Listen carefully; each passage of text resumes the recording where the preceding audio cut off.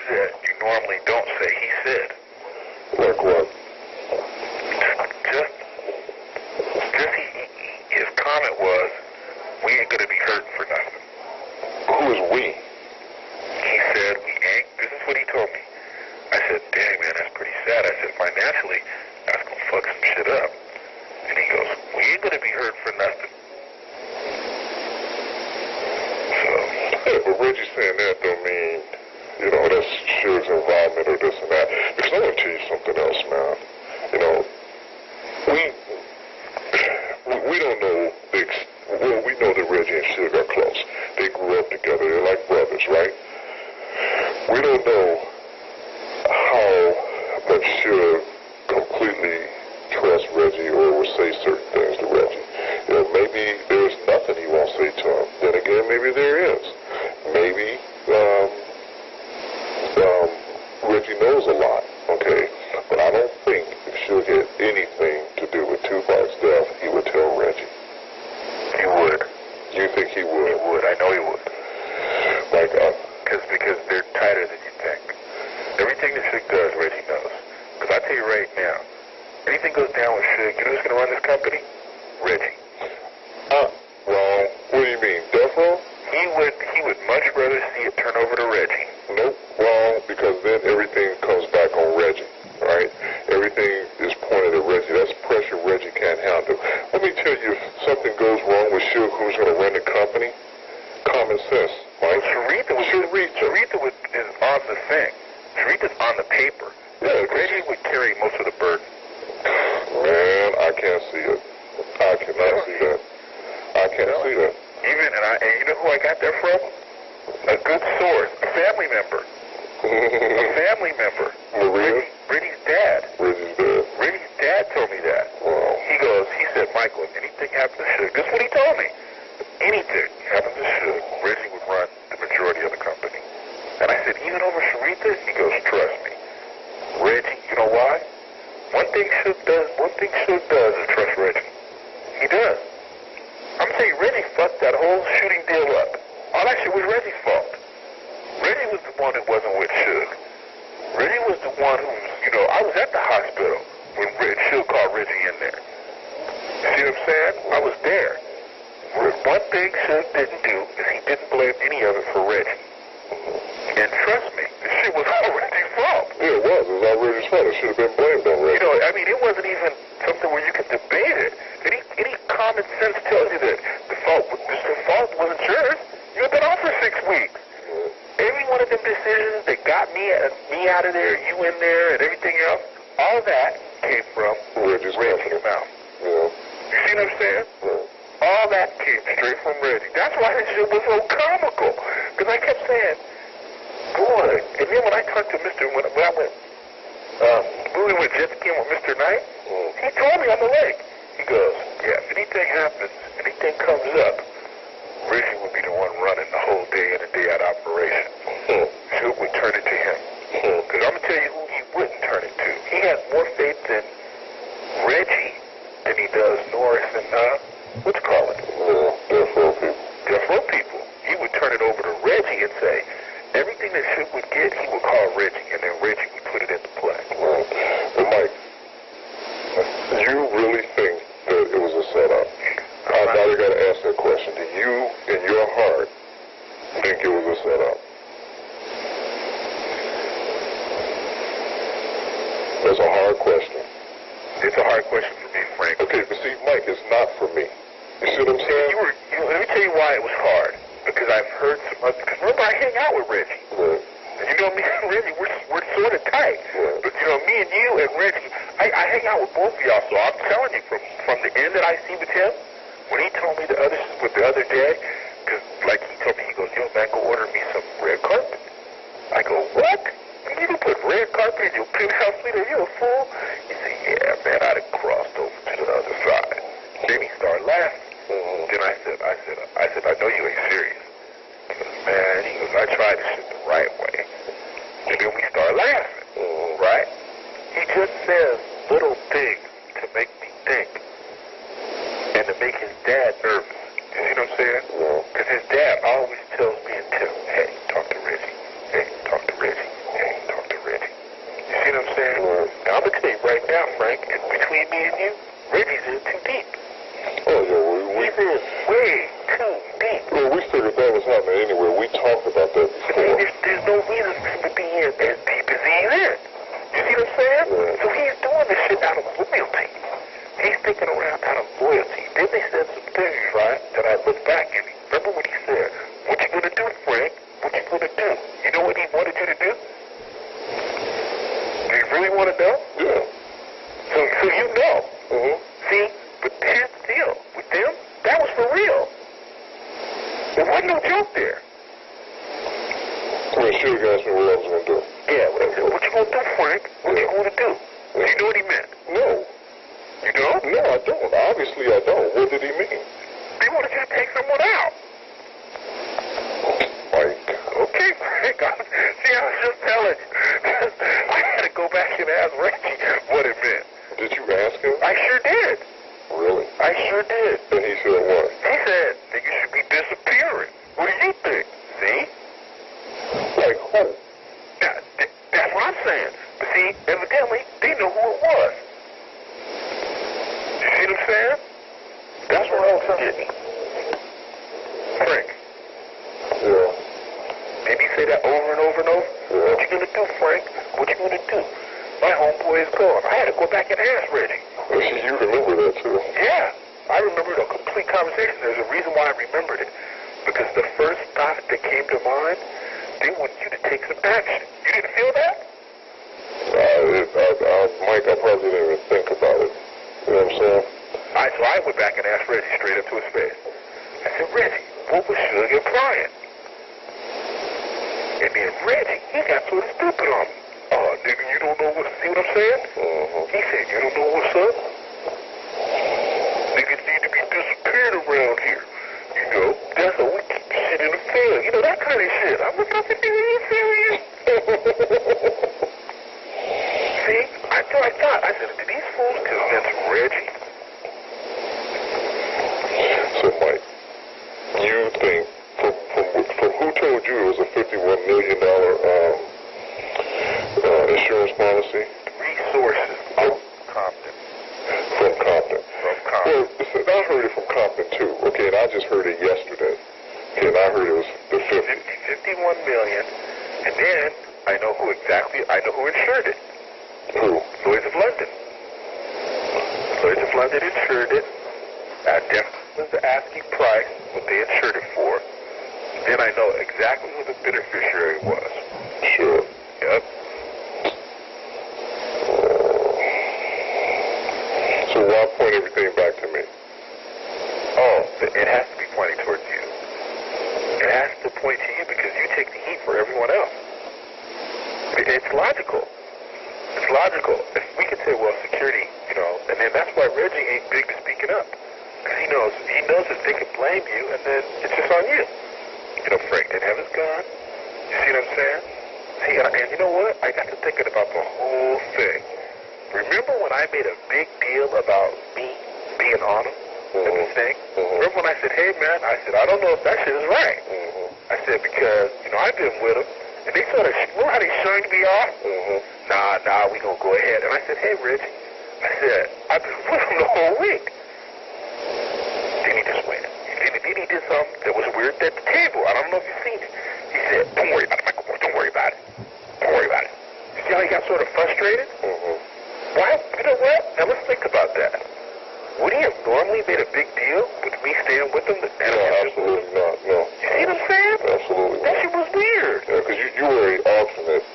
That's right. You were an alternate bodyguard because Kevin Hackey wasn't there. That's right. And Kevin supposed to have been there. I had him, Frank, for the whole week in New York. Right. There was no deal for me saying, why would they keep insisting that I do the cash register? They were insisting that. You didn't notice it? No, I do. And I'm sitting here going to myself. Yeah, I was sitting right there in the meeting. That's right, and I'm saying to myself, why is it a big deal? I had been with this fool. Everyone in the room knew that we had just got back. Man, see, you can make this spooky because then in that meeting where everybody was told don't carry a gun anywhere. Now, wait. Now, and that's the first time we'd have been in Vegas where somebody said we shouldn't carry guns. That's right. And then they were really persistent about you not having one. You see what I'm saying? They're going to be checking you. And then they was even trying to convince the people with CCW not to carry. Right. Like they wasn't going to give them courtesy up. Right. You see what I'm saying? Right. And then I looked at it. Now, we'd have been to Vegas about 5 times, Frank. Right. Have you ever heard them say, don't carry your weapon? Absolutely not. Let me tell you this. What does Reggie always say? Oh, yeah. He always says, make sure you have your shit. Yeah. Now, after that shit was over, we had all been carrying anyway. So why didn't he say, yo, after he left, why didn't he say, yo, y'all niggas keep y'all shit on you? You see what I'm saying? It's too much stuff going on now. Frank, I'm telling you, I'm going by the vibes that I seen prior to it starting. Right. It even started like someone new. Well, let me tell you this, what I was told. I was told that things weren't that good between Suge and Tupac within the last few weeks when he was on gang-related. No, wait, I'm going to go back before. What did I tell you? It happened on Gridlock, too, though. What did I tell you what happened in New York that I witnessed? What? When he said he was bailing. Who? Remember I told you me and Al was riding in the limo and we heard Snoop do an interview with a lady and DJ, and he turned and he started smashing shit up in the limo, saying, get me back to that motherfucker hotel. This shit is bullshit. I ain't got no motherfucker. I ain't got my back. Fuck this, fuck that. Oh, your pop? Remember I told you that we walked him all the way upstairs with Suge. The Suge sleep. Then we walked him down and we was there. We heard the shit. He was like, man, I'm getting the fuck out of here. You motherfuckers can have this shit. Motherfuckers see you back at a motherfucker. I'm out. Well, you know what he told me? You remember that when we were walking down the street and I put my arm around He him? was depressed. You remember when I put my arm around him? Yeah. And I was talking to him? And then we went to the MGM by ourselves to go to the fight. Right. And we were sitting around waiting. He goes, Frank, I didn't want to come here no way. Yeah. He was, you know what? He was depressed, wasn't he? Yeah. Go back to his train of thought. Yeah, he said to me he didn't want to be there no way. Well, get this. I was told that while he was on gang-related, that last week, he was upset about going to Las Vegas. Frank, I'm even go better than that. When you went upstairs to change your clothes, and we were downstairs, I said, man, what's up? Because he was moping, like a little bitch. Right. I said, yo, what's up? Man, it's all kind of bullshit.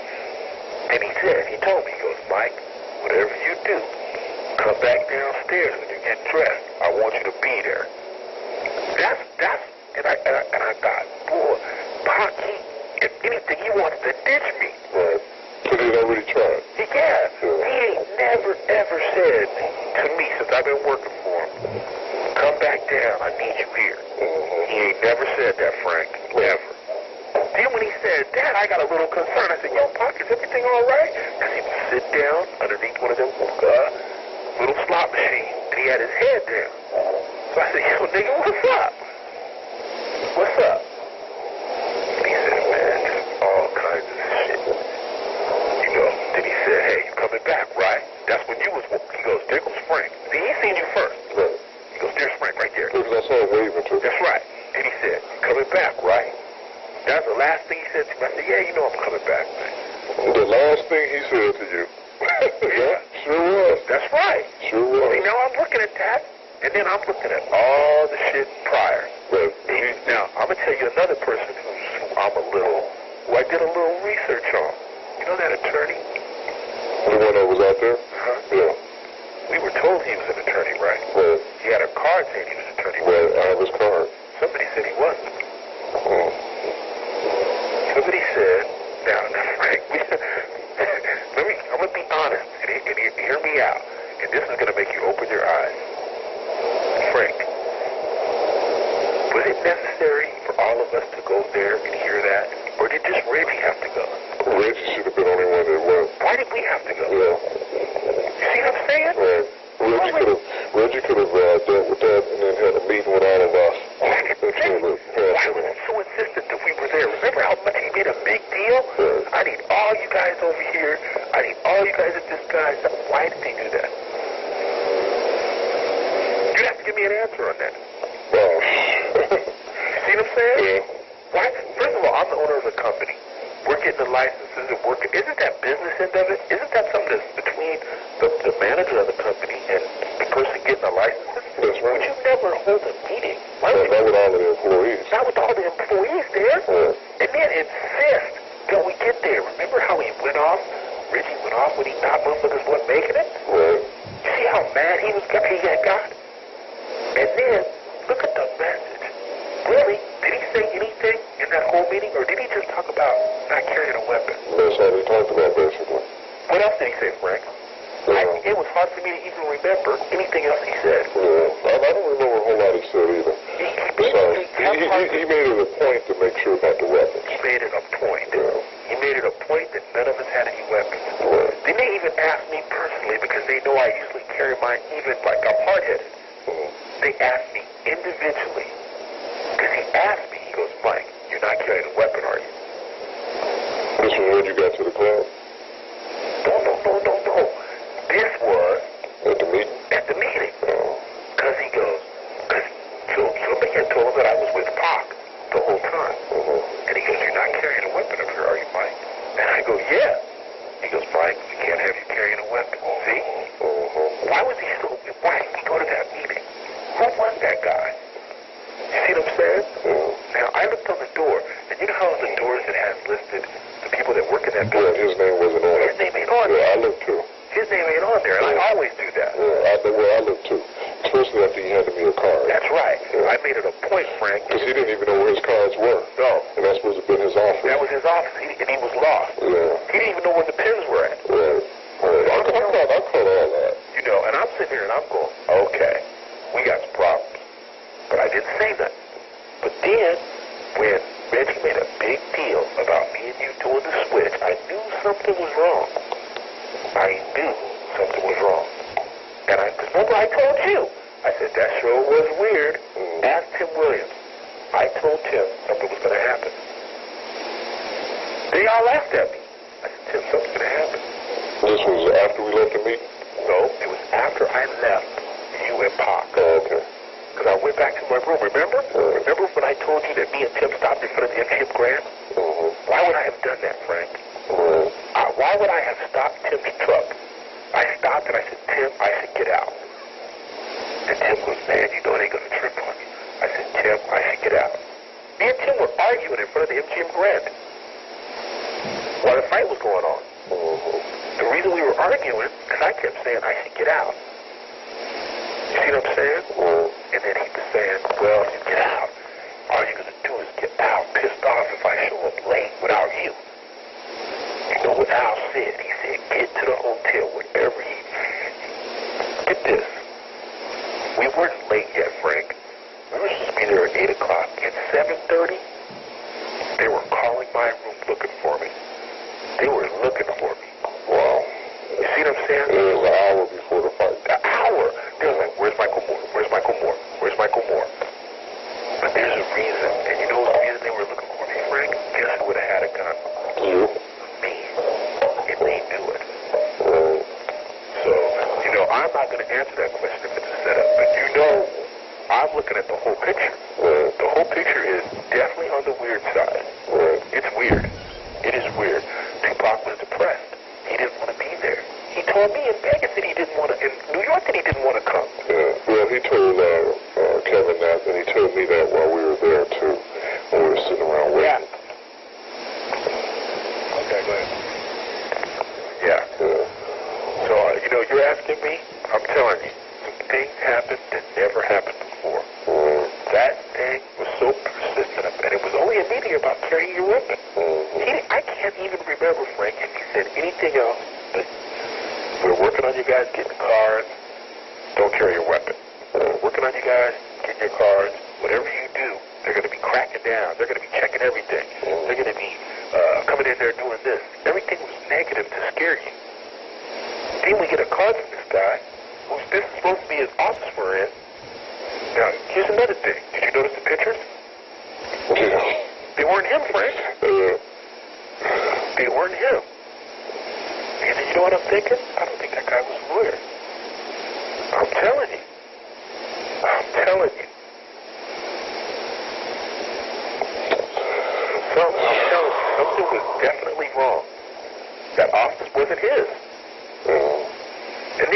something about it. Remember? He said,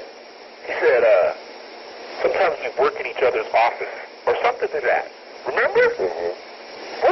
Why would he say that? It's a lot of unanswered questions. You see what I'm saying? Yeah. I'm telling you, Frank, something is not right. I'm telling you. It just didn't add up. It didn't add up. Reggie was so weird. I'm going to tell you another thing. Let's look at Reggie's thing. Why would Reggie, he's never, ever went to that club and started to, why was Reggie and Larry there? Why was Reggie and Al there? Well, he turns it over to Al every time. He turned it over to you. Right. He turned it over to Marcus the time before that. He was never there. And he was never there. Why was he so insistent on being there? And I asked him. When I first got to the club, I said, Reggie, why are you here? Aren't you going to shoot? No, I got to take care of some things at the club. And guess what? What did he do different? Nothing. Nothing at all. He did nothing. He just was there. He was just there. So I'm telling you, some shit didn't add up. It didn't add up for me. I'm not convinced. By any means am I convinced. You know, the shit looks a little crazy. You know, when you look at the whole picture, why they were so insistent. Why are we in an office? This guy's name's not even on the door. This guy's giving us a card saying he's this, but we're at an office where we shouldn't even been. We've never did that. We showed up to this guy, and we had no idea what we were doing there. And he didn't even make sense when we got there. Reggie can normally tell us that. Reggie normally tells us, hey, you know, they're going to be sweating you. You know, don't come in when you first come in, but then whenever the heat goes down, get your shit. Reggie told us that. He had a point to have someone else be there to do it. You see what I'm saying? You don't think something's a little strange about that? See, to me, the questions aren't answered. They're not answered. Reggie never goes to that club. Never. Then all he kept doing. Well, what I didn't understand is how come Reggie is Suge's bodyguard and he wasn't with Suge? No, here's something funnier. When Suge called him, yeah, he knew how to get a hold of Reggie. he didn't even ask me where was Reg. That's right. That's right. Why didn't he ask for Reggie? First of all, before he even went to that fight, he would have said, yo, where Reg is. Yep. Now, let me tell you this. Have you ever seen Reggie without him? Nope. He ain't without him now. That's right. You see what I'm saying? You see what I'm saying? All the times we go somewhere, who's on deck and shoot? Reggie. Have you ever seen him where he wasn't with us?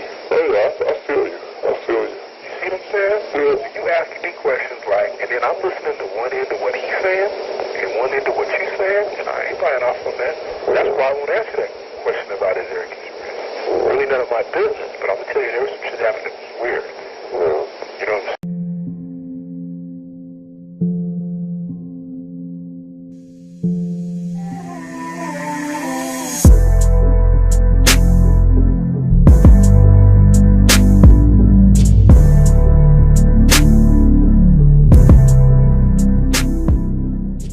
What happened to Frank Alexander? While I was looking for Michael's okay, let me answer that question right quick. What did Debbie tell you happened to Frank Alexander?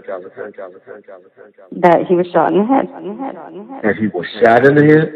Yep. Not that he shot himself in the head?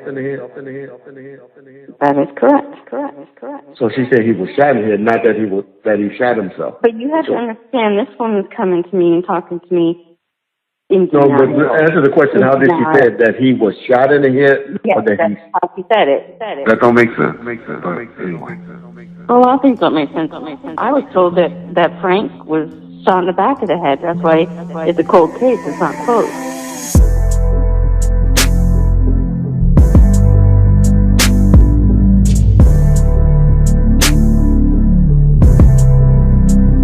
I've been thinking, you know, maybe I'm like scapegoat or something. I just want to let everybody know, you know what I'm saying, I didn't do it. 2 weeks ago, I I was at the MTV Movie Awards, and while I was at the MTV Movie Awards, I interviewed Tupac's bodyguard, Frank Alexander. He came to my hotel room. He had been bugging me about this interview for like a year. Then for me to, you know what I'm saying, interview him. He's if y'all not familiar with him, he the guy that actually pulled Tupac out of the car when he got shot and all that, and he was his last bodyguard. And so, you know, in the interview, I said to him, he wrote a couple of books and stuff, and he made the conspiracy theories about who he think killed Tupac and the government and the whole Suge Knight thing. Everything that you know about Tupac's death he's the one that was name dropping and exposing people and stuff. And so I had asked him inside this interview 2 weeks ago. I said, dog, you ain't scared that nobody gonna blow your goddamn head off? You know what I'm saying? Trying to expose all these people. And he was like, nah, and da-da-da-da-da. And just sure enough, 4 days ago to today, somebody blew his head off. Crazy. Hadn't put the interview out yet. We're going to do, matter of fact, the first part goes up. It was the longest interview I ever did in my life, too. About 2 hours, too. And then while we was watching it, Notorious was on. The movie Notorious. It was crazy. So eerie. That was at the MGM on September 7th, the night that he was actually shot. Wow. Yeah. I had to fly back to California to grab some extra clothes and things like that I needed. My gate was gate 6. Mm-hmm. My flight was flight 66. And my seat was number 13. Wow. And I was like, wow. Whoa, wait a minute. 666, right, as we know, is like the devil. The devil. And then seat 13 being an unlucky number.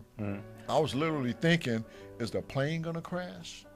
The next day was September 13th, which was ironically a Friday. And everybody, September 13th, yeah. Bad luck, right? Right. And I don't believe in any of that or go for any of it, but it's just ironic how that next day was the day that Pac actually died. And was God talking to me? Or was somebody giving me a sign?